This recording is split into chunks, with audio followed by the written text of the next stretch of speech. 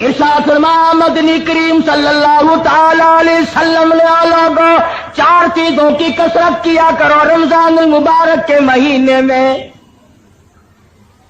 پلے باندھ لو، یاد کر لو، عورتیں بھی، مرد بھی، امیر بھی، غریب بھی، چھوٹے بھی، بڑے بھی۔ فرمایا ہر وقت، ہر آن، ہر گھڑی، ہر لمحہ چلتے پھرتے، اٹھتے بیٹھتے، کاروبار کرتے، زمین کا کام کرتے، دفتر میں کام کرتے، لا الہ الا اللہ، لا الہ الا اللہ، لا الہ الا اللہ محمد الرسول اللہ۔ فرمایا جب میرا بندہ روزہ دار ہو کر لا الہ الا اللہ کا ورد لگا کرتا ہے، میرا عرش عظیم ہلنے لگ جاتا ہے۔ کوئی مشکل وظیفہ نہیں، کتنا آسان ہے۔ برتن بھی مانجتی رہو، لا الہ الا اللہ بھی پڑھتی رہو، کپڑے بھی دھوتے رہو اور لا الہ الا اللہ بھی پڑھتے رہو، کپڑے سیتے بھی رہو، پھول بھی نکالتے رہو، دفتر کا کام بھی کرتے رہو، استغفر اللہ بھی پڑھتے رہو۔ حضور نے فرمایا 4 کام کرو، ایک پہلے کلمے کا ورد بناؤ، اتنا زبان عادی ہو جائے کہ سوتے میں بھی تیری زبان سے لا الہ الا اللہ نکلے۔ میں نے اپنی زندگی میں ایک آدمی کو دیکھا ہندوستان میں بچہ تھا، وہ داڑھی والا تھا، پڑھتے تھے ہم مدرسے میں۔ آپ یقین کریں گے میں مسجد میں بیٹھا ہوں باوضو، ساری رات بالکل سویا کرتا تھا اور اس کے منہ سے پورا درود شریف ہر وقت نکلتا رہتا تھا۔ سنا ہوا نہیں، ہمارے ساتھ وہ طالب علم کم سے کم 1 سال پڑھتا رہا، بالکل سویا ہوا اور درود شریف پورا مکمل زبان سے جاری ہو رہا۔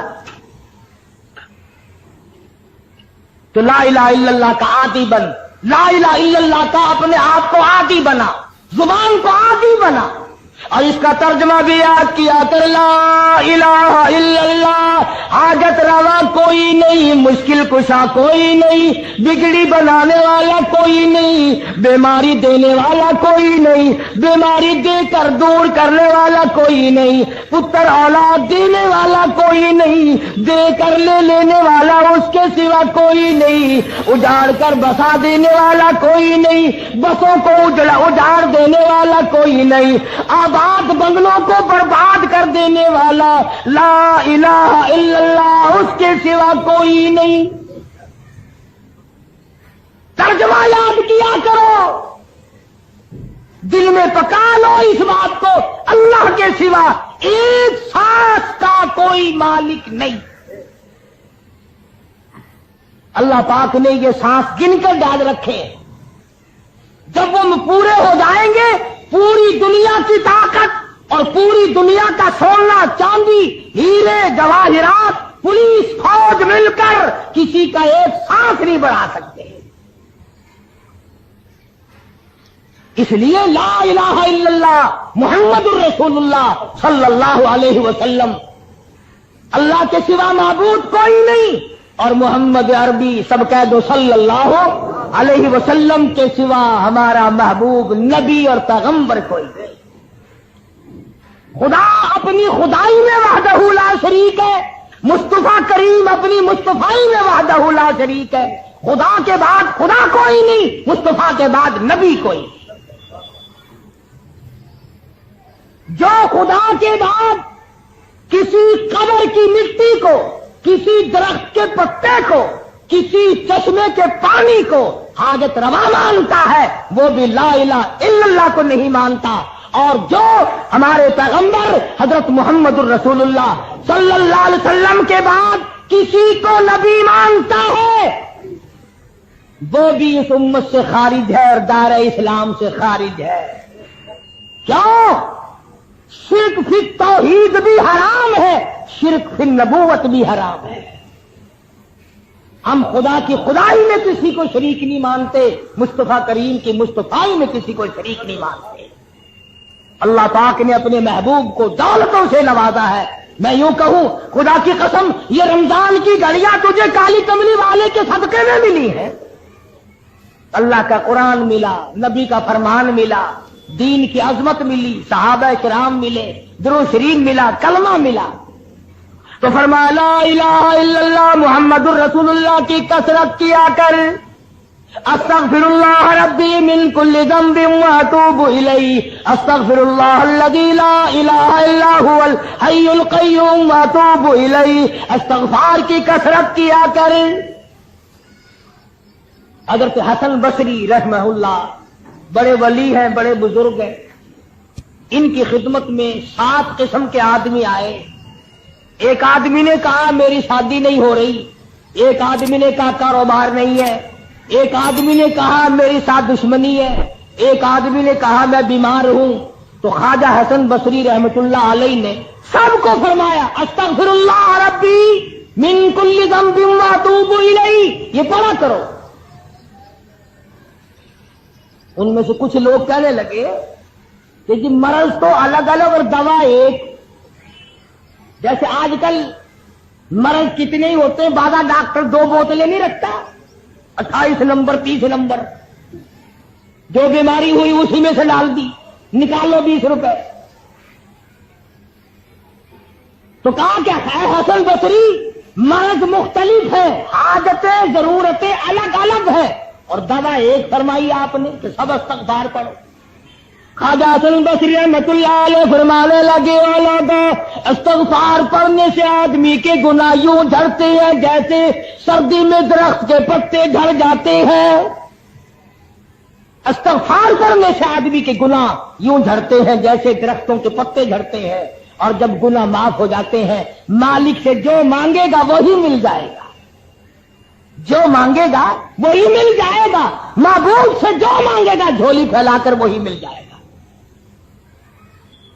اسی لیے کہتا ہے کہ خواجہ حسن بصری رحمۃ اللہ علیہ نے سب کو استغفار ایک دوا بتلائی، تو لا الہ الا اللہ محمد الرسول اللہ اور استغفار، یہ 2 چیزیں حضور صلی اللہ علیہ وسلم نے فرمائی، اور تیسری چیز فرمائی جنت مانگا کرو، بہشت طلب کرو رمضان میں، یا اللہ جنت عطا فرما، یا اللہ دوزخ سے بچا۔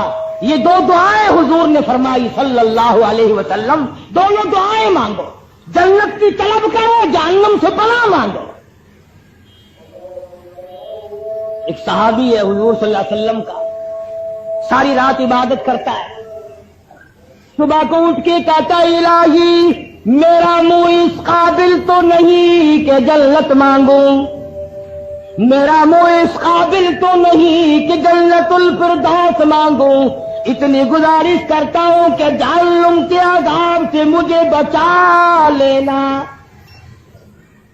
صحابی کہتا یا اللہ جہنم کے دردناک عذاب سے بچا دے، تباہ کاریوں سے بچا دے، وہاں کی مصیبتوں سے بچا دے، اور جنت عطا فرما دے۔ صبح و شام اٹھتے بیٹھتے یہ دعا مانگو، مرد عورت چھوٹے بڑے امیر غریب حاکم و محکوم سب یہ دعا مانگو، جنت طلب کرو، دوزخ سے پناہ مانگو، قرآن مجید کی تلاوت کرو، زیادہ سے زیادہ تلاوت کرو۔ جتنے زیادہ قرآن کریم ختم کرو گے اتنے ہی زیادہ اجر بڑھ جائے گا۔ شاید اگلے سال تجھے رمضان آئے یا نہ آئے، پھر یہ دن ملے گا یا نہیں ملے گا، اگلا جمعہ آئے گا یا نہیں آئے گا، جو مانگنا ہو آج مانگ، جو کرنا وہ آج کر۔ اس لیے فرمایا شہر رمضان الذی انزل فیہ القرآن ہدی للناس وبینات من الہدی والفرقان۔ فرمایا کتنا برکتوں والا مہینہ، جس مہینے میں اللہ پاک نے قرآن مجید جیسی برکت والی کتاب نازل فرمائی، محمد عربی صلی اللہ علیہ وسلم کو نوازا، اور حضور صلی اللہ علیہ وسلم نے پورے رمضان کے روزے خود رکھے، صحابہ کرام سے رکھوائے، اور اس کی تاکید فرمائی اور اس کے آداب سمجھائے کہ دیکھنا گانے بجانے سے بچنا۔ بعض بد نصیب لوگ کہا کرتے ہیں کہ آؤ یار روزہ کاٹیں گے، تاش کھیلتے ہیں، روزہ کٹ جائے گا۔ ابو داؤد شریف میں حدیث موجود ہے، جس آدمی نے تاش کھیلا، حضور کا فرمان ہے گویا جتنی دیر تک وہ تاش کھیلتا رہا گویا خنزیر کے لہو میں اپنے ہاتھوں کو ڈبوئے بیٹھا رہا۔ میرے تیرے نبی حضرت محمد کریم صلی اللہ علیہ وسلم کا فرمان ہے، جو آدمی تاش کھیلتا اس کے سلام کا جواب دینا حرام ہے۔ رمضان میں یہ کام نہ کیا کرو، گانے وانے مت سنو، کتنا پاکیزہ روزہ رکھ کر، نورانی روزہ رکھ کر، اللہ اور فرشتوں والی عادت اپنا کر پھر بدماش کنجریوں کے گانے سنتے ہو، بدکار عورتوں کے گانے سنتے ہو۔ ان کی شکلیں دنیا ہی میں بدل جاتی ہے، قبر میں بدل جاتی ہے، قبر میں جانے سے پہلے ہر کنجری کی شکل بدل جاتی ہے۔ تم ان کے گانے سن کر اپنے نورانی روزے کو برباد کرتے ہو۔ کتنا بڑا اجر، کتنا بڑا ثواب، کتنی بڑی محنت، کتنی بڑی مشقت، کتنی بڑی تکلیف، اور خامخواہ یہی برباد کر دینا۔ آرام کرو، 11 مہینے کماؤ، 1 مہینہ آرام کر لو، تھوڑا کما لو، بہرحال روزہ ہاتھ سے نہ جانے دو۔ کیوں؟ نہ معلوم اگلے سال تجھے پھر یہ دن آئیں گے کہ نہیں۔ فرمایا فمن شہد منکم الشہر فلیصم، جس کی زندگی میں یہ دن آ جائے اسے چاہیے کہ روزہ ضرور رکھ لے۔ وَأَن تَصُومُوا خَيْرٌ لَكُمْ إِن كُنتُمْ تَعْلَمُونَ۔ فرمایا جس نے روزہ رکھ لیا اور ذکر خیر کیا، آنکھوں کا روزہ، کان کا روزہ، زبان کا روزہ، ہاتھ کا روزہ، ہر چیز کا روزہ مکمل کر لیا۔ ہاتھ کا روزہ، ہاتھ سے حرام چیز کو مت ہاتھ لگاؤ، کان سے حرام مت سنو، آنکھ سے حرام مت دیکھو، نظر جما کر بیوی کو دیکھنا بھی جائز نہیں، بیوی کے چہرے پہ خواہشات کی نظر ڈالنا جائز نہیں، ہاتھ لگانا جائز نہیں، اس ارادے سے۔ بس اللہ نے تو یوں فرما دیا کہ میں نے تو کبھی بیوی کی نہیں، چند گھنٹوں کے لیے تو بھی چھوڑ کر آ میرے پاس آ جا، میرے جیسا بن جا، میری نورانیت اپنا جا، جبریل و میکائیل جیسا بن جا، فرشتوں کا ہمنوا بن جا۔ نہ وہ کھاتے ہیں نہ تو کھا، نہ وہ پیتے ہیں نہ تو پی، نہ وہ بیوی بچوں والے ہیں نہ تو بیوی کے قریب جا، اس لیے کہ میں قیامت میں یہ کہہ سکوں کہ آؤ کتنی میں نے ان کے ساتھ چاروں طرف سے دنیا بھی حاجتیں لگائی تھی، سب کو چھوڑ کر پھر بھی مجھ کو یاد کیا۔ تو بھئی یہ راتیں غنیمت جانو، یہ دن غنیمت جانو، یہ اوقات اور یہ ساعتیں غنیمت جانو، اپنے لیے دعا مانگو، اپنے ماں باپ کے لیے دعا مانگو، اپنے مشائخ اور استاد اور پیر و مرشد کے لیے دعا مانگو، عزیز و اقربا رشتہ داروں کے لیے دعا مانگو۔ اللہ پاک مجھے اور آپ کو رمضان المبارک کا مکمل ادب اور احترام اور عظمت نصیب فرمائے۔ کروڑا شکر اور احسان ہوا کہ ہماری زندگی میں رمضان المبارک کا مہینہ آیا۔ مبارک ہو ہر اس مسلمان کو جو رمضان المبارک کا دل سے استقبال کرتا ہے، ادب کرتا ہے، اس کے روزے کا خیال کرتا ہے، تراویح کا دھیان رکھتا ہے۔ مبارک ہے اس آدمی کے لیے رمضان المبارک کی ایک ایک گھڑی جو اللہ کے اور نبی کے فرمان کے مطابق اپنی زندگی کو بسر کر رہا ہے۔ خوش قسمت ہیں وہ لوگ جن کی زندگی میں بار بار رمضان المبارک کا مہینہ آیا اور انہوں نے مکمل احترام و ادب کے ساتھ نبھایا۔ حدیث پاک میں آتا ہے، فرمایا مدنی کریم صلی اللہ تعالی علیہ وسلم نے، اور لوگوں کتنا خوش نصیب ہے وہ آدمی جس کی زندگی میں رمضان کا مہینہ آ جائے اور پروردگار عالم اس کے 11 مہینے کے گناہوں کو معاف فرما دے۔ ارشاد فرمایا مدنی کریم صلی اللہ تعالی علیہ وسلم نے، او لوگوں، رمضان المبارک کی ایک ایک گھڑی، ایک ایک ساتھ، ایک ایک منٹ، ایک ایک سیکنڈ کی قدردانی کرو، یہ تمہارے لیے بہت بڑا عظمتوں والا مہینہ ہے، اللہ کی رضا کا سبب بنتا ہے، قرب خدا بندی کا سبب بنتا ہے۔ ارشاد فرمایا محمد عربی صلی اللہ تعالی علیہ وسلم نے، او لوگوں، رمضان المبارک کا مہینہ اتنا فضیلتوں والا مہینہ ہے کہ ہر رمضان ہر مہینے کے مقابلے میں اتنی زیادتی کر دی جاتی ہے، دوسرے مہینوں میں کوئی ایک نفل ادا کرے اس کو نفل کے برابر درجہ ملتا ہے، ثواب ملتا ہے۔ ارشاد فرمایا کالی کملی والے محمد عربی صلی اللہ تعالی علیہ وسلم نے، او لوگوں، جس نے رمضان میں نفل ادا کیا اتنا بڑا ثواب ملتا گویا فرض ادا کیا۔ ارشاد فرمایا مدنی کریم صلی اللہ تعالی علیہ وسلم نے، نفل کو 70 گنے بڑھا دیا جاتا ہے، فرائض کو 70 گنا بڑھا دیا جاتا ہے، نیکیوں میں اضافہ کر دیا جاتا ہے۔ دوسرے دنوں میں ایک مرتبہ سبحان اللہ کہو، ایک مرتبہ سبحان اللہ کہنے کا ثواب ملے گا۔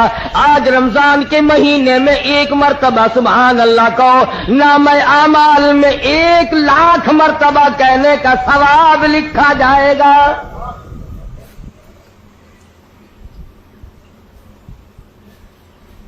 ارشاد فرمایا مدنی کریم صلی اللہ تعالی علیہ وسلم نے، دوسرے دنوں میں قرآن مجید کی ایک آیت تلاوت کر، تجھے 10 نیکیاں ملیں گی، 10 درجے بلند ہوں گے، 10 گناہ معاف کر دیے جائیں گے۔ لیکن رمضان المبارک کا مہینے کی برکت سے 27 گنا ہر ثواب کو بڑھا دیا جاتا ہے۔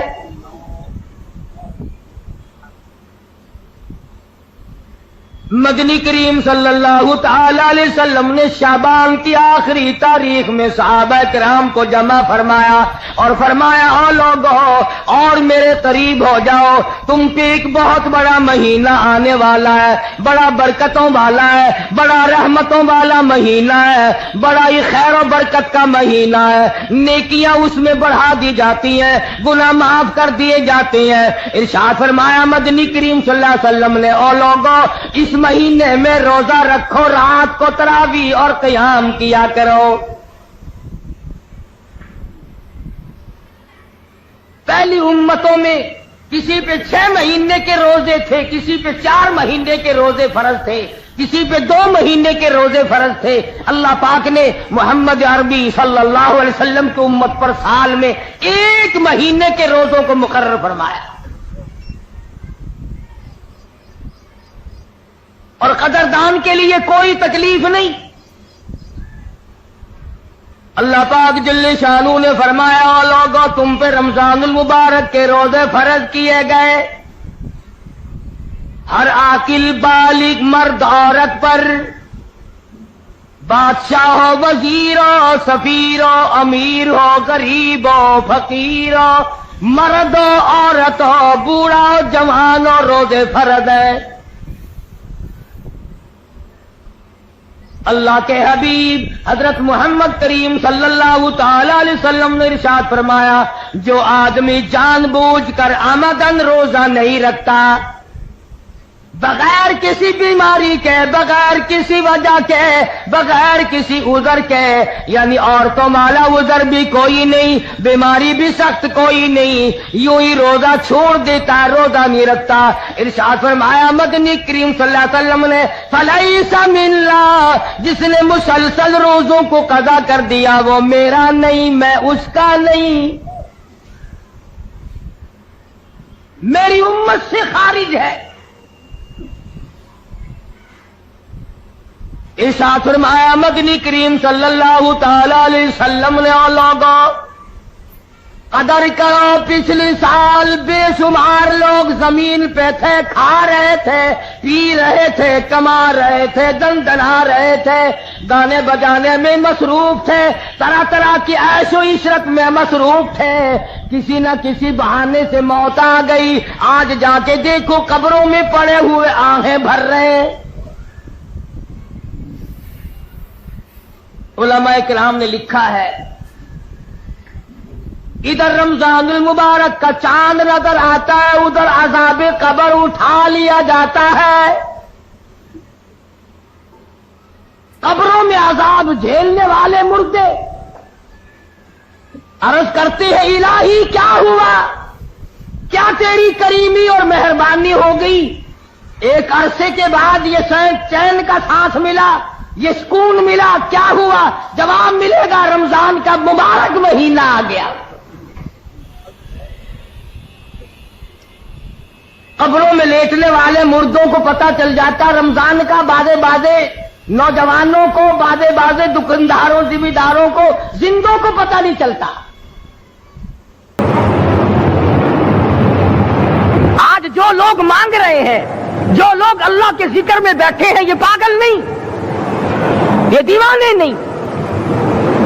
ارشاد مدنی کریم صلی اللہ علیہ وسلم کا اسی رات کے بارے میں فرمایا، اللہ پاک جبریل امین کو حکم دیتے ہیں جھنڈا لے کر دنیا میں چلے جاؤ، لاکھوں کروڑوں فرشتوں کو ساتھ لے جاؤ، ہر گھر میں جاؤ، ہر دعا کرنے والے کی دعا پہ آمین کہو، جہاں جا میرے نیک بندے موجود ہیں اور جبریل ان سے مصافحہ کر۔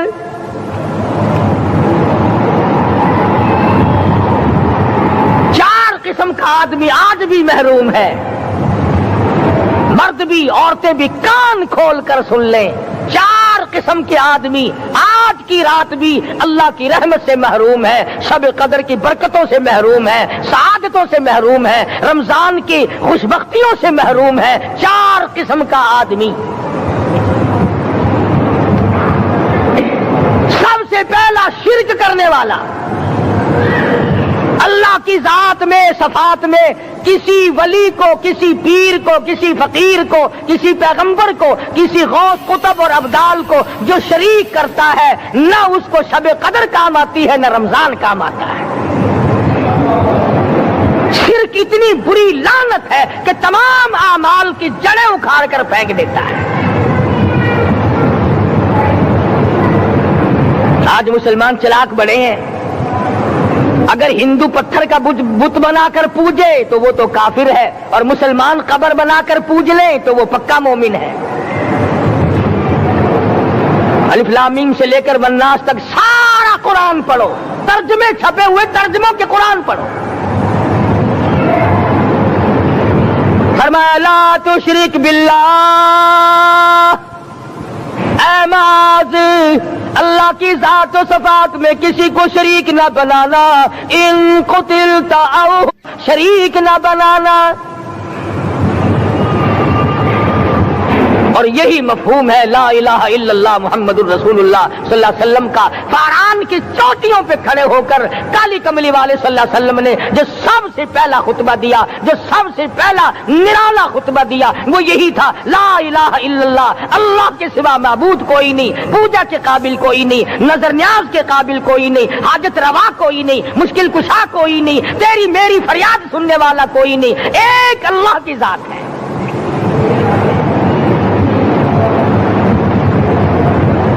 آج تو لوگ درختوں کی پوجا الگ کرتے ہیں، پانی کی پوجا الگ کرتے ہیں، قبروں کی پوجا الگ کرتے ہیں، اور پھر مومن کے مومن ہیں۔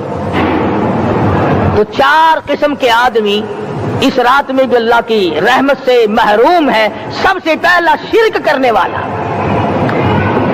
دوسرے نمبر پہ جس کے گھر میں کتا ہو یا خنزیر ہو، شوقیہ کتا یا خنزیر پال رکھا ہو۔ تیسرے نمبر پر وہ مرد عورت جو بدکاری بدماشی کر کے بے غسلے پڑے ہوں، اس گھر میں جبریل یا کوئی رحمت کا فرشتہ آج دریائے کرم بہ رہا ہے پھر بھی نہیں جاتے۔ اور چوتھے نمبر والا جو مسئلہ ہے، اس میں ایسا معلوم ہوتا ہے کہ ہمارے کسی کے گھر میں بھی فرشتے نہیں جائیں گے۔ اب پہلے 3 نمبروں میں تو آپ خوش ہو گئے ہوں گے کہ الحمدللہ کافی سارے لوگ ہیں جو شرک نہیں کرتے یا کتا خنزیر نہیں پالتے، الحمدللہ نیک لوگ ہیں، اچھی نسل ہے، شرافت والے ہیں، بدکاری بدماشی زنا بھی نہیں کرتے۔ مگر چوتھا جرم ایسا ہے کہ وہ عام لوگ کرتے ہیں اور عام گھر محروم رہ جاتے ہیں، اور وہ ہے شوقیہ تصویر گھر میں رکھنا۔ ایک لڑکا اٹھتا ہے گھر میں، کبھی کسی کی تصویر لگا لیتا ہے، کبھی کسی کی تصویر لگا لیتا ہے، ایک لڑکے نے جو حرکت کی سارا گھر محروم ہو گیا اللہ کی رحمت سے۔ شب قدر والی رات میں، لیلۃ القدر کی رات میں، نجات والی رات میں، کامیابی والی رات میں، رستگاری والی رات میں، اللہ کی رحمت والی رات میں، بخشش والی رات میں، آج کی رات میں اللہ پاک کروڑوں آدمیوں کو دوزخ سے نکال کر جنت کا داخلہ عطا فرمائیں گے۔ یہ 4 قسم کے آدمی پھر بھی محروم ہیں۔ اپنے آپ کو بچانے کی کوشش کرو، عام رحمت برسے پھر بھی اگر محروم رہ جائے کتنی بری بات ہے۔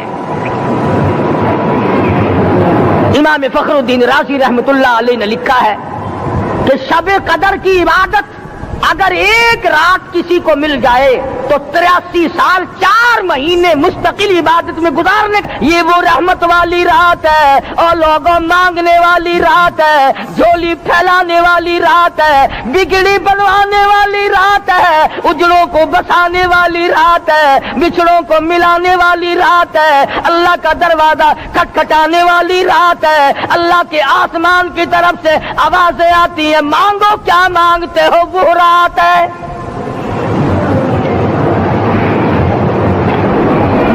اب نبی کریم صلی اللہ علیہ وسلم کی زبان مبارک پر اگر کوئی یقین نہ کرے تو اس کا کیا علاج ہے؟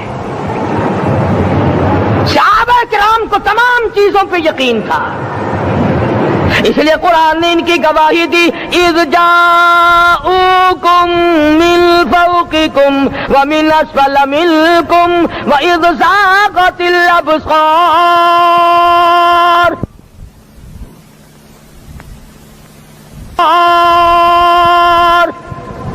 وبلغت القلوب الحناجر۔ فرمایا کہ صحابہ کے سانس گلے میں اٹک گئے تھے، پیاس اور بھوک کی وجہ سے میدان جہاد میں کھڑے تھے، پریشان حال تھے، مگر پھر بھی اتنا مضبوط ایمان تھا، کہتے تھے وما زادہم الا ایمانا و تسلیما، ہمارا نبی سچا، ہمارا خدا سچا، ہمارا قرآن سچا۔ بے شمار واقعات قرآن کریم پیش کرتا ہے صحابہ کرام کے کہ انہوں نے اپنی زندگی میں کبھی بھی اس قسم کا کام نہیں کیا جو جس سے اسلام بدنام ہوتا ہو۔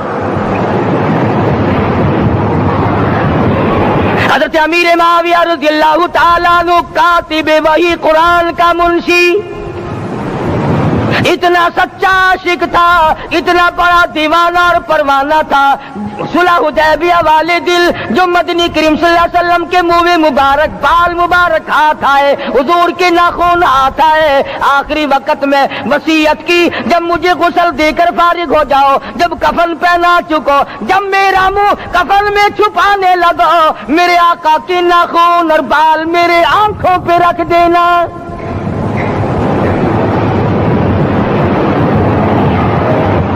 اس قدر جذبہ تھا ان حضرات میں، اور نماز کبھی کسی صحابی نے قضا نہیں کی۔ آج کا مسلمان تو کسی معاملے میں بھی نہیں ڈرتا، حضور صلی اللہ علیہ وسلم نے مقروض میت کی نماز جنازہ کبھی نہیں پڑھائی۔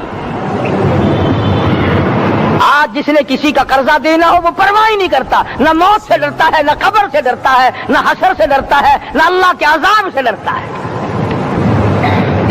جب بھی کوئی مر جاتا حضور اکرم صلی اللہ علیہ وسلم تشریف لاتے، پہلے پوچھتے اس کے ذمے کسی کا قرضہ تو نہیں،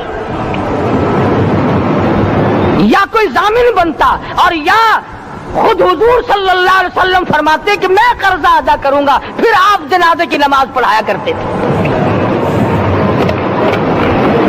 اتنے بڑے جذبے کے مالک تھے صحابہ کرام کہ انہوں نے کسی موڑ پہ بھی حضور صلی اللہ علیہ وسلم کو یوں خالی نہ چھوڑا، تنہا نہ چھوڑا، آپ کے ساتھ نہ چھوڑا، قرآن کریم کے حکموں کی کبھی بھی خلاف ورزی نہ کی۔ یہی وجہ تھی کہ اللہ پاک نے ان کو پوری دنیا کا مالک بنایا، کابل سے لے کر طرابلس تک کا علاقہ صحابہ کرام نے تمہیں فتح کر کے دیا، اور ظالم مسلمانوں آج صحابہ نے جو علاقے تمہیں فتح کر کے دیے تھے آج وہاں کفر دندنا رہا ہے۔ تم نے کفر کے جھنڈے لہرائے، تم نے کفر کے حوالے کیا مسلمانوں، اور پھر تان صحابہ پہ کرتے ہو۔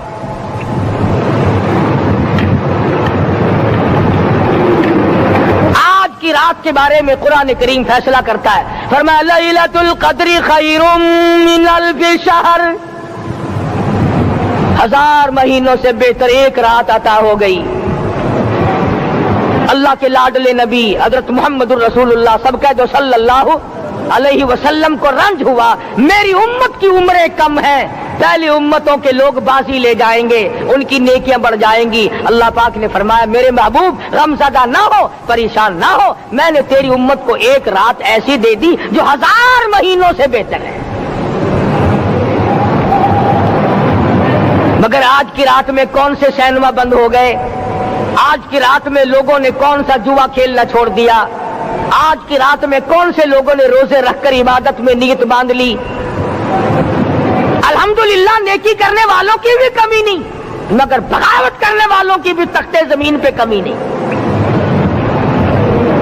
خدا کہتا مانگو کیا مانگتے ہو، ہم کہتے ہیں نہیں ہمیں ضرورت ہی نہیں۔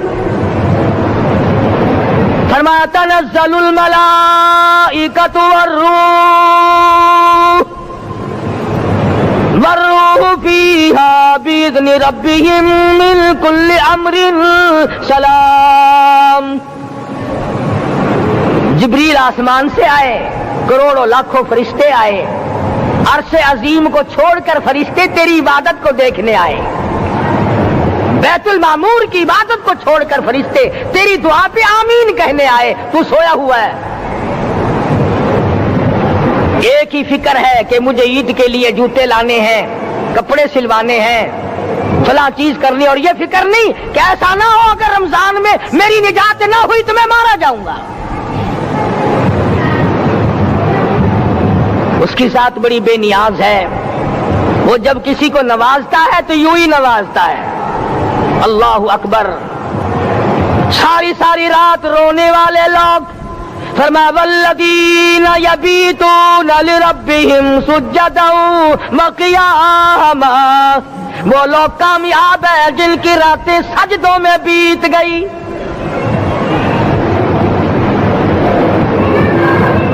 ان مسجدوں میں ہم سے قرآن نہیں پڑھا جاتا، پنکھوں کے نیچے قرآن نہیں پڑھا جاتا۔ مولانا حسین احمد مدنی اور حضرت شیخ الہند رحمت اللہ علیہ نے قاہرہ کے جیل خانے میں 18 سیر مکئی پیستے پیستے خدا کا قرآن پڑھا، چکی چلاتے چلاتے قرآن یاد کیا اور قرآن پڑھا۔ مولانا ابوالکلام آزاد نے رانچی جیل میں خدا کا قرآن پڑھا، مجدد الفسانی نے گوالیار کے جیل خانے میں خدا کا قرآن پڑھا۔ دلی کے چاروں طرف 4000 عربی مدرسے تھے، 4000 عربی مدرسے تھے۔ انگریز سے مقابلہ کیا علماء نے، اللہ والوں نے، کفر کے سامنے سر جھکایا نہیں، کفر کے سامنے ڈرے نہیں، مرعوب نہیں ہوئے، مغلوب نہیں ہوئے۔ 4000 مدرسوں میں سے دلی سے مراد آباد تک، دلی سے پانی پت تک، دلی سے لے کر غازی آباد تک، چاروں طرف کے علاقے میں کوئی درخت ایسا نہ تھا جس پہ کسی عالم دین کی لاش نہ لٹکی ہو۔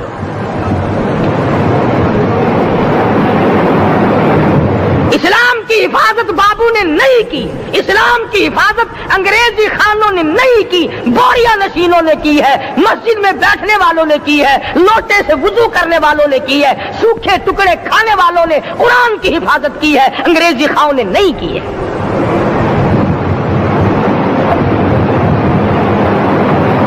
مولانا جعفر تھنیسری رحمت اللہ علیہ، مولانا حمید اللہ، مولانا یحییٰ صورت والے، 3 عالم دین کو پکڑا ہے انگریز نے۔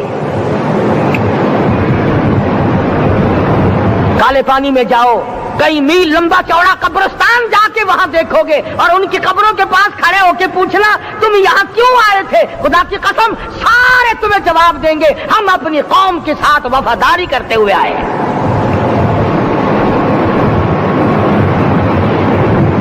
پیروں میں بیڑیاں ہیں، چابک مارے جا رہے ہیں علماء دین کو۔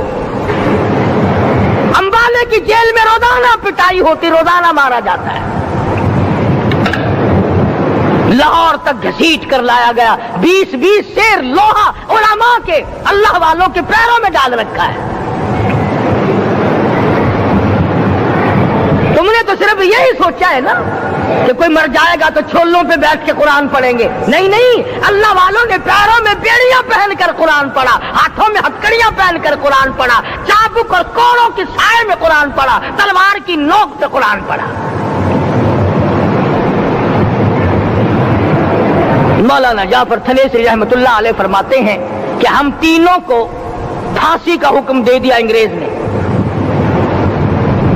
تو جو پروانہ لے کر آیا ہم بڑے خوش ہوئے، اچھلنے لگے، کودنے لگے کہ لو بھائی اللہ پاک نے شہادت کا انتظام کر دیا.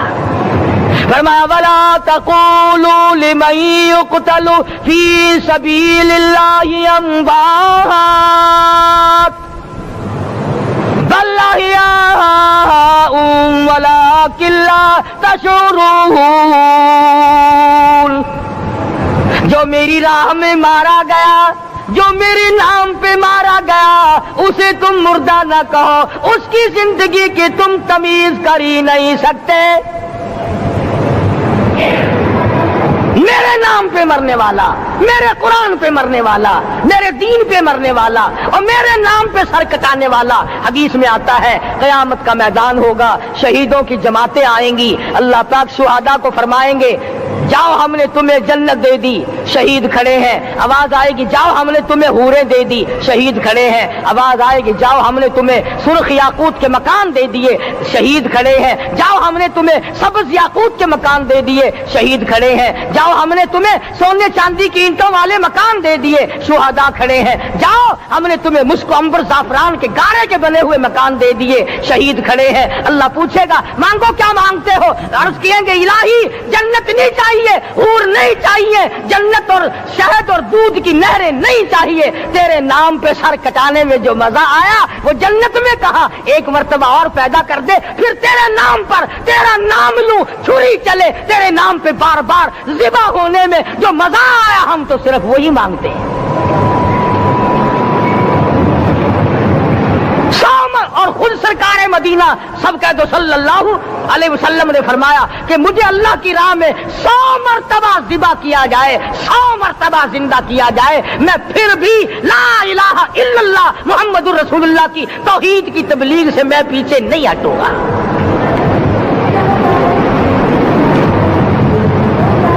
کبھی تو غور کرو عقل مند ہو سارے کہ آج مسلمان کیوں مار کھا رہا ہے. افغانستان میں مسلمان پٹ رہا ہے، ہندوستان میں مسلمان مار کھا رہا ہے، فلسطین میں مسلمان مار کھا رہا ہے، لبنان میں مسلمان کی پٹائی ہو رہی ہے، شری لنکا میں مسلمان کو ذبح کیا. آخر ہو کیا گیا؟ ہم نے ایسا کیا گناہ کر دیا کہ چاروں طرف کفر چڑھ گیا اور ہم مر گئے؟ تم نے قرآن چھوڑا، اللہ نے اپنی رحمت کی چادر اتاری، اللہ نے ساتھ چھوڑ دیا، اللہ نے نصرت کرنی چھوڑ دی. ورنہ قرآن میں خدا کا وعدہ ہے مسلمان تو کھڑا ہو جا، مجاہد بن کر میدان میں تو آ، مقابلہ میں کروں گا. خدا کی قسم یہ قرآن گواہ ہے، آل عمران گواہ ہے، چوتھا سپارہ قرآن کا گواہ ہے کہ صحابہ کہتے ہیں ہم نے چھڑی، درخت کی چھڑی کامچی توڑ کر کافر کی طرف یوں اشارہ کیا، گردن وہ جا کے پڑی.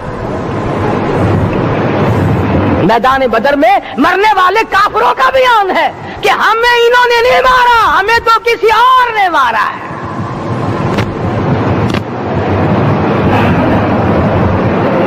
ایک دن مکہ مکرمہ میں امیہ ابن خلف اپنے گھوڑے کو پانی پلا رہا ہے. اللہ پاک بیت اللہ کی ہر مسلمان کو زیارت نصیب فرمائے. حضور صلی اللہ علیہ وسلم نے پوچھا کیا کر رہا ہے؟ کہنے لگا گھوڑے کو پانی پلا رہا ہوں، تیار کر رہا ہوں گھوڑا، نعوذ باللہ اس پہ چڑھ کر تجھے قتل کروں گا. کس کو کہتا ہے؟ محمد عربی صلی اللہ علیہ وسلم کو دھمکی دیتا ہے. مکے کا چودھری، مکے کا سردار، مکے کا ایک رئیس امیہ بن خلف سرکار دو جہاں حضرت محمد الرسول اللہ صلی اللہ علیہ وسلم کو دھمکی دیتا ہے میں اس گھوڑے پہ چڑھ کر تجھے قتل کروں گا. حضور صلی اللہ علیہ وسلم نے جواب بن ارشاد فرمایا انشاءاللہ میں ہی تجھے قتل کروں گا، میں ہی تجھے قتل کروں گا. بات آئی گئی ہو گئی. میدان بدر میں امیہ حضور کے سامنے آیا، ایک جال کے درخت کی پتلی سی چھڑی تھی، حضور صلی اللہ علیہ وسلم نے اس کے کندھے پہ مار دی، امیہ بن خلف کے کندھے پہ جال کی چھڑی مار دی پتلی سی۔ یوں لکھا کتابوں میں، گدھے کی طرح رینگتا تھا، چیختا تھا، چلاتا تھا، ہائے مر گیا، ہائے مر گیا، تباہ ہو گیا، برباد ہو گیا۔ کافر کہنے لگے، بے غیرتی، لوگوں کے گلے کٹے پڑے ہیں، وہ تو شور نہیں کرتے، تجھے ذرا سی چھڑی لگی ہے، تو شور کر رہا ہے۔ سب کی توجہ ہے میری طرف، آپ سب کا دھیان ہے، بات سمجھ میں آ رہی ہے؟ امیہ کو کافروں نے غیرت دلائی، وہ کہنے لگے شرم کر، شور مچا رہا، گدھے کی طرح رینگ رہا ہے، بازو کٹے پڑے ہیں، گلے کٹے پڑے ہیں، وہ تو اس طرح کا شور کرتے نہیں، تجھے کیا ہوا؟ خدا کی قسم، تھا تو کافر، تھا تو ظالم، تھا تو مکے کا چودھری، مگر بات بڑی پتے کی کہی، بات بڑی پتے کی کہی۔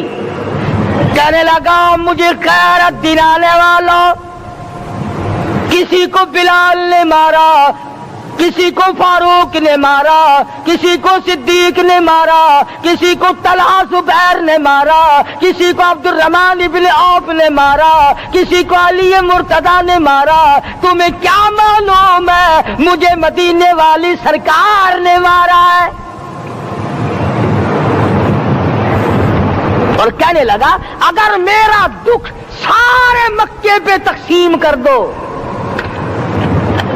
جتنی تکلیف مجھے ہو رہی ہے، اگر میری تکلیف کو سارے عرب پہ تقسیم کر دو، امیہ کہتا ہے تمہارے جگر پھٹ جائیں گے، تم تباہ ہو جاؤ گے، مجھے اتنی تکلیف ہو رہی ہے کہ مجھے حضور کے ہاتھ سے چھڑی لگی ہے، میں حضور کا مارا ہوا ہوں۔ کافر کو تو پتہ چل گیا کہ مجھے چھڑی کس کے ہاتھ سے لگی ہے۔ کبھی ہم نے بھی سوچا کہ اگر قیامت کے دن حضور صلی اللہ علیہ وسلم نے ہمیں جواب دے دیا تو ہم کہاں جائیں گے اور ہمارے لیے کون سا راستہ بنے گا؟ فرمایا، تنزل الملائکۃ والروح،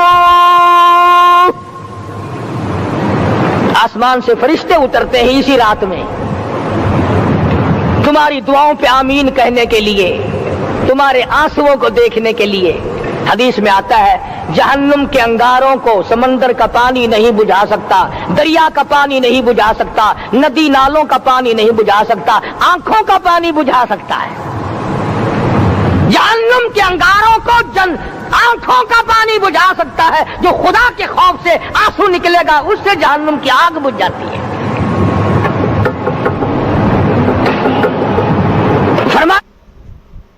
اس رات میں اترتے ہیں فرشتے تمہاری عبادات کو دیکھنے کے لیے، اور خود اللہ جل شانہ آسمان دنیا پر نزول اجلال فرماتے ہیں اور آواز لگاتے ہیں، میرے بندو اپنی مصیبتوں کا سوال کرو، میں آج پورا کروں گا۔ تو دین جن کی سمجھ میں آیا، میں ان کی بات کر رہا تھا، مولانا جعفر تنیسری رحمت اللہ علیہ اور یہ تینوں بزرگ خوش ہو گئے، اللہ پاک نے شہادت کا انتظام کر دیا۔ وہ جو پروانہ لے کے آیا تھا پھانسی کا، وہ انگریز افسر کو جا کے کہنے لگا کہ مولوی تو خوش ہو رہے ہیں، پھانسی آنے پر تیار ہیں۔ انگریز کہنے لگا، ہم نے مولویوں کو خوش نہیں ہونے دینا، ہم نے پھانسی کینسل کر دی، ہم نے پھانسی کا حکم منسوخ کر دیا۔ مولانا کالے پانی کی کتاب میں لکھتے ہیں، جب مجھے پھانسی کی اطلاع ملی تھی، میں نے رات کو درخت کے پتے چبا کر روزے کی نیت کر لی، اپنے رب کی حضور میں جاؤں تو روزہ دار ہو کر جاؤں۔ شانہ کا عظیم احسان ہوا، بڑی مہربانی فرمائی مالک کائنات نے ہماری زندگی میں، ہماری تندرستی کے ہوتے ہوئے، ہوش و حواس قائم ہوتے ہوئے رمضان المبارک جیسا بابرکت مہینہ عطا فرمایا۔ یقین جانیں، ہم میں سے ہزاروں نہیں، لاکھوں کروڑوں کی تعداد میں گزشتہ رمضان المبارک میں زندہ تھے، کھاتے تھے، پیتے تھے، دندناتے تھے، موت نے جھٹکا مارا، آج قبروں میں آہیں بھر رہے ہیں۔ اگلا رمضان نہ جانے ہم میں سے کس کو آئے گا دنیا میں اور کس کو آئے گا قبر میں. ایک ایک گھڑی کی قدر کرو، ایک ایک منٹ کی قدر کرو. نہ جانے پھر یہ ساتھ کس کو ملیں گی اور کس کو نہیں. اس لیے کہ دنیا فانی ہے. بڑے بڑے بادشاہ رخصت ہو گئے، دولت مند چلے گئے، حسن و جمال کی پیکر رخصت ہو گئے. موت نے کسی کو نہ بخشا. حدیث میں آتا ہے، ارشاد ہے محمد عربی صلی اللہ علیہ وسلم کا، حضرت عائشہ رضی اللہ تعالی عنہا فرماتی ہیں کہ جب رمضان کا چاند نظر آتا سرکار دو عالم صلی اللہ علیہ وسلم کا رنگ پیلا پڑ جاتا، رنگ فق ہو جاتا، پریشان سے نظر آتے. صحابہ کرام میں سے کسی نے پوچھا کالی کملی والے کیا ہوا؟ فرمایا بابرکت مہینہ آ گیا، امت کی نجات کے فکر میں ہوں.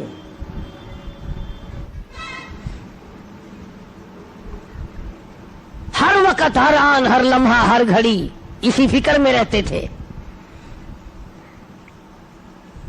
بے شمار لوگ رمضان المبارک کی قدر نہیں کرتے اور بظاہر گھاٹا نظر نہیں آتا، روزے نہیں رکھتے اور یہ سوچ رکھا ہے کہ بگڑے گا کچھ نہیں. کون کہتا ہے نہیں بگڑے گا؟ خدا سچا، خدا کا قانون سچا، خدا کا نبی سچا، خدا کا قرآن سچا، خدا کی عدالت سچی، قیامت سچی، موت سچی، قبر سچی. یہ تمہیں کس نے کہا کہ کوئی پوچھنے والا نہیں؟ یہ کس نے تعلیم دی ہے کہ کوئی حساب و کتاب نہیں؟ وہ پروردگار ہے جو سارے جہان کا خالق و مالک ہے، جس نے پیر کے ناخن سے لے کر سر کے بال تک پیدا فرمایا. اور حضرات انبیاء علیہ الصلوۃ والسلام کو وہ پریشانیاں اٹھانی پڑی مگر ثابت قدمی کے ساتھ اپنے اصول کو نبھایا. اندازہ تو لگاؤ، ایک دو دن کی بات نہیں، ہزاروں سال ایک ایک نبی نے مار کھائی اللہ کے نام کی وجہ سے. ان میں سے کئی لوگ کہتے ہوں گے کہ جی میرا فلاں کام نہیں بنتا تھا، میں فلاں قبر پہ گیا، میں نے وہاں دعا مانگی، قبر والے نے، مزار والے نے میرا کام کر دیا. پہلے مشکل آسان نہیں ہو رہی تھی، پھر مشکل آسان ہو گئی. میں اس کے بارے میں اور کیا عرض کروں؟ اتنی بات عرض کروں گا کہ اگر تیرا کام قبر والا کرتا ہے تو پھر یہ 80 کروڑ ہندوستان کا ہندو اور یہ روس کے تمام دہریے اور یہ چائنا کے باشندے اور یہ یہودیوں اور عیسائیوں کی پھر کارگزاری اور ان کی مشکل کشائی اور حاجت روائی پھر ان کے پتھر بھی کرتے ہیں. ہندو بڑ کو پوجتا ہے، پیپل کو پوجتا ہے، وہ کہتا ہے میری آس یہاں سے پوری ہوئی. جمنا کے پانی کو ہندو پوجتا ہے، اس کو اپنی مشکلوں کا حل کرنے والا سمجھتا ہے. اب یہ تو تمہاری مرضی ہے نا کہ اگر ہندو بڑ کو پوجے تو وہ کافر، پیپل کو ہندو پوجے تو وہ کافر، اگر کوئی مندر میں جا کر پتھر کو پوجے تو کافر، اور مسلمان ساری زندگی قبر کو چاٹتا رہے وہ اب بھی مسلمان ہے. اب تم کہو گے کہ یہ تو اللہ والوں کی قبریں ہیں، کہاں بات ملا دی؟ آؤ میں تمہیں قرآن کریم سناؤں گا اور بیت اللہ کی بات بتاؤں گا کہ بیت اللہ میں اولیاء کرام کے نہیں، نبیوں کے مجسمے بنا کے رکھے ہوئے تھے. یہ اسماعیل علیہ السلام کی مورتی ہے، یہ ابراہیم علیہ السلام کی مورتی ہے، یہ اسحاق علیہ السلام کی ہے، یہ یوسف ہے. 360 بابے بنا کے کھڑے کر رکھے تھے بیت اللہ میں. اسی لیے قرآن کریم نے روزے کا دیکھا اپنے قرآن کا ربط. پہلے فرمایا کہ تم پہ روزہ فرض کیا، پھر تم پہ قرآن کریم نازل کیا، روزہ رکھو چلتے چلتے، اور پھر آ گئے وَإِذَا سَأَلَكَ عِبَادِي. فرمایا وَإِذَا سَأَلَكَ عِبَادِي عَنِّي فَإِنِّي قَرِيبٌ. او میرے محبوب لوگ اگر میرے بارے میں پوچھیں میں کہاں ہوں، سوال کرتے ہیں پروردگار عالم کے بارے میں، ام بعید فننادی، کیا اللہ دور ہے، اونچی اونچی اس کو آوازیں دیں، ام بعید فننادی، ہم اللہ کے بارے میں اللہ کہتا ہے میرے بارے میں یہ تم سے کہتے ہیں ہم قریب ہو تو فنناجی، ہم سرگوشی کریں، دور ہو تو لمبی لمبی اونچی اونچی آوازیں لگائیں۔ فرمایا وَإِذَا سَأَلَكَ عِبَادِي عَنِّي فَإِنِّي قَرِيبٌ، میرے محبوب صلی اللہ علیہ وسلم ان لوگوں کو بتا دو، انہیں جتا دو، انہیں سمجھا دو، انہیں آگاہ کر دو، انہیں خبردار بنا دو۔ وَإِذَا سَأَلَكَ عِبَادِي عَنِّي فَإِنِّي قَرِيبٌ، میرے بندے میرے بارے میں پوچھتے ہیں میں کتنا دور ہوں، اجیب دعوت الداعی اذا دعان فلیستجیبوا لی ولیؤمنوا بی لعلہم یرشدون۔ اللہ فرماتے ہیں میں تو ہر ایک کی سنتا ہوں، جو مجھے پکارے گا، جو میرا نام لے گا میں تو سنتا ہوں۔ پہاڑ کی غار میں اگر کیڑی چلتی ہے تو میں اس کے پیروں کا کھڑکا سنتا ہوں۔ اور خدا جو ٹھہرا، بے نیاز جو ٹھہرا، ہزاروں نہیں کروڑوں نہیں اربوں خربوں مخلوق آئی اور چلی گئی، آئے گی اور چلی جائے گی، مگر خدا کی ذات ہے جو ہمیشہ سے قائم دائم ہے، علی کل شیء قدیر ہے، نہ گھٹتا ہے نہ بڑھتا ہے، نہ اس کا کوئی کچھ بگاڑ سکتا ہے۔ اسی خداوند عالم نے یہ رمضان المبارک کا بابرکت مہینہ عطا فرمایا۔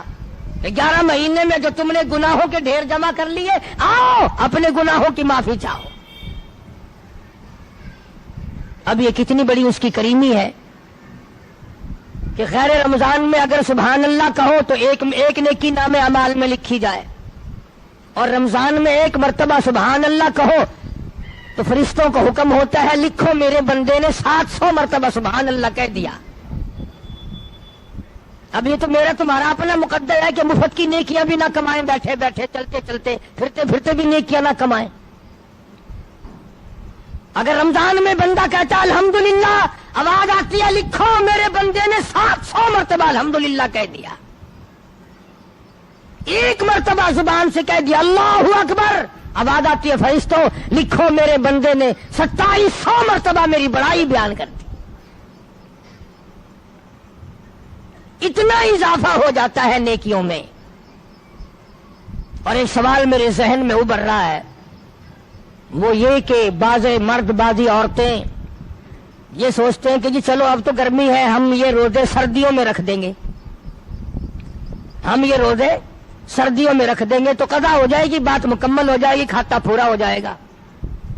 آؤ اس بات کا جواب سرتاج الاولیاء حضرت علی شیر خدا کرم اللہ وجہہ، حسنین کریمین کے ابا، فاطمۃ الزہرا کے شوہر، علی نبی کا داماد حضرت علی رضی اللہ تعالی عنہ سے پوچھیں کہ اگر کوئی رمضان کا روزہ ترک کر دے، چھوڑ دے، اور پھر وہ روزہ رکھے تو کیا کھاتا پورا ہو جاتا ہے؟ جناب علی مرتضیٰ رضی اللہ تعالیٰ عنہ فرماتے ہیں اگر رمضان کا ایک روزہ کسی نے قضا کر دیا، چھوڑ دیا اس نیت سے کہ پھر رکھوں گا یا پھر رکھوں گی، اور اس کے بعد حضرت علی فرماتے ہیں 100 برس تک گرمی سردی 12 مہینے روزہ رکھتا رہے، ایک دن بھی سال میں قضا نہ کرے، 100 برس تک رات دن روزے رکھا ہی کرے۔ حضرت علی فرماتے ہیں 100 سال کے 12 مہینے کے روزے ایک رمضان کی قضا والے روزے کے کھاتے کو پورا نہیں کر سکتا۔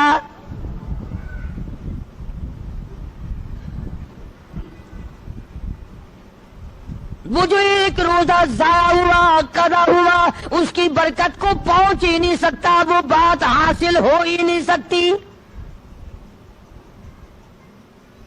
کسی نے سیدنا حسین رضی اللہ تعالیٰ عنہ کو دیکھا مسجد میں تشریف لائے بے ہوش ہو کر گر پڑے. کسی نے پوچھا ہوش آنے پر اہل بیت کے الزام میں سے لوگوں اور حضرت حسین سے پوچھا اللہ والے فاطمہ الزہرا کے لگتے جگر زہرا کے نوری نظر کیا بات ہے؟ فرمانے لگے لوگوں رمضان کا چاند نظر آ گیا ڈرتا ہوں مجھے خوف لگتا ہے رمضان کی کئی بیعت بھی میرے سے نہ ہو جائے.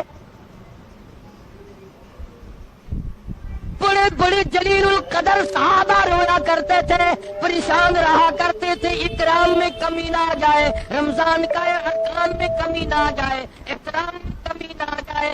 اگر کمی آتی تو تباہی بربادی کا سبب بن جائے گا. اپنے خیال میں بڑے سمجھدار بنتے ہیں جو تراویح نہیں پڑھتے قرآن کریم نہیں سنتے نہ سناتے روزے نہیں رکھتے کہ ہم بڑے عقل مند ہیں. اور میں تمہیں بتلاؤں امام الانبیاء محبوب کبریا حضرت محمد مصطفیٰ صلی اللہ تعالی علیہ وسلم کی ذات اقدس ہے. 13 برس تک رات دن لوگوں نے پتھر مارے پر بد دعا نہیں دی. چہرے انور پہ لوگوں نے گندگی پھینکی پر بد دعا نہیں دی.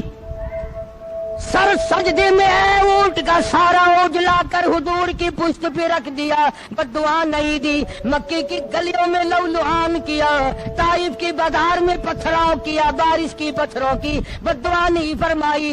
مگر اللہ پاک کے نبی نے ارشاد فرما دیا صحابہ کرام نے دیکھا جمعے کا دن ہے جمعے کا دن ہے جمعے کا وقت ہے نبی کی ذات ہے مدینہ پاک ہے نبی کا منبر ہے.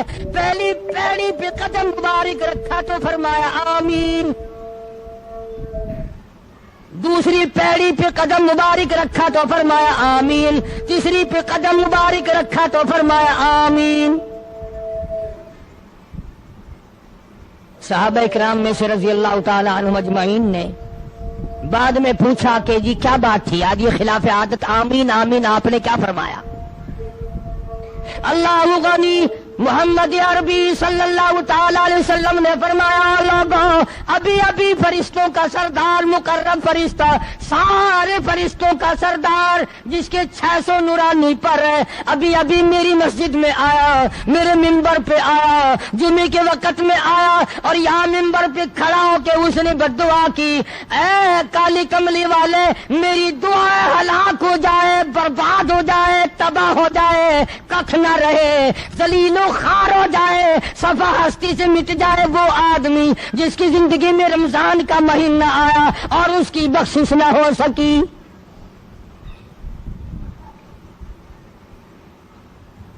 اور ایک روایت میں الفاظ آتے ہیں کہ اللہ میاں نے جبریل امین سے کہا کہ یوں کہو. اب بتاؤ جبریل کی بد دعا اور اس پر سرکار مدینہ سب کہہ دو صلی اللہ علیہ وسلم کی آمین اور مدینہ اور حضور کی مسجد اور حضور کا منبر اور جمعے کا دن جمعے کا وقت.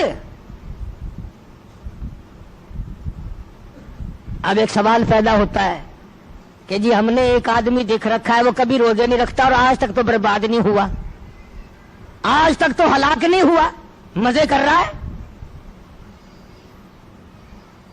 اللہ پاک نے ارشاد فرما دیا لوگوں گھبراؤ نہ میرے یہاں یہ ضروری نہیں کہ دن کے دن تمام قصے مکا دوں. فرمایا فذرنی ومن یکذب بہذا الحدیث میرے نبی گھبرانا میں نے ایک وقت مقرر کر رکھا ہے پوچھ لوں گا ایسا پوچھوں گا کہ توبہ کا وقت بھی باقی نہ رہے.